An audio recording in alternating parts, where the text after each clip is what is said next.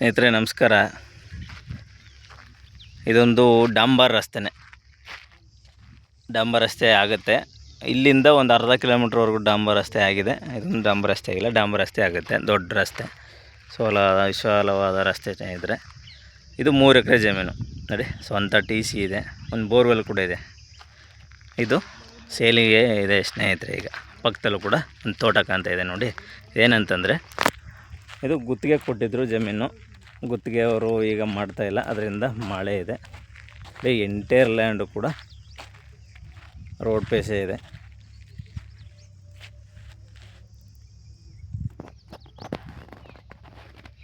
ಕೆಂಪು ಭೂಮಿ,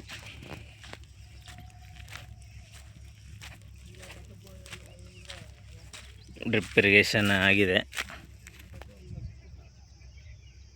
ಕಲ್ಟಿವೇಷನ್ ಮಾಡಿಲ್ಲ.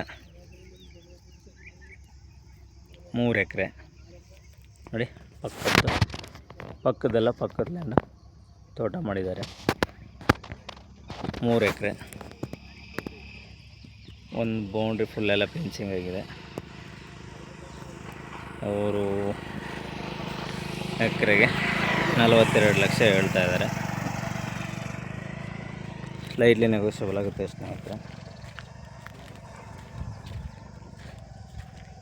ನೋಡಿ, ಎಲ್ಲ ರೋಡ್ ಬಿಡ್ತಾ ಇದೆ, ಎಲ್ಲ ಫೆನ್ಸಿಂಗ್ ಮಾಡಿದ್ದಾರೆ. ಚಲವಾದ ರಸ್ತೆ ಇದು.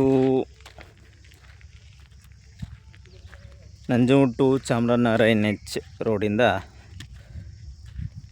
ಒಂದು 12-13 ಕಿಲೋಮೀಟ್ರ್ ಒಳಗಡೆ ಬರಬೇಕು ಸ್ನೇಹಿತರೆ. ಇದು ನಂಜನಗೂಡಿಗೆ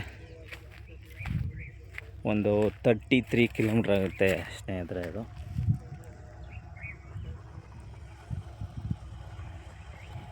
ಮೈಸೂರಿಗೆ ಒಂದು 50 ಕಿಲೋಮೀಟ್ರ್ ಆಗುತ್ತೆ ಸ್ನೇಹಿತರೆ. ಇವರು ಎಕರೆಗೆ 42 ಹೇಳ್ತಾ ಇದ್ದಾರೆ. ಸ್ಲೈಡ್ಲಿ ನೆಗೋಷಿಯಬಲ್ ಆಗುತ್ತೆ.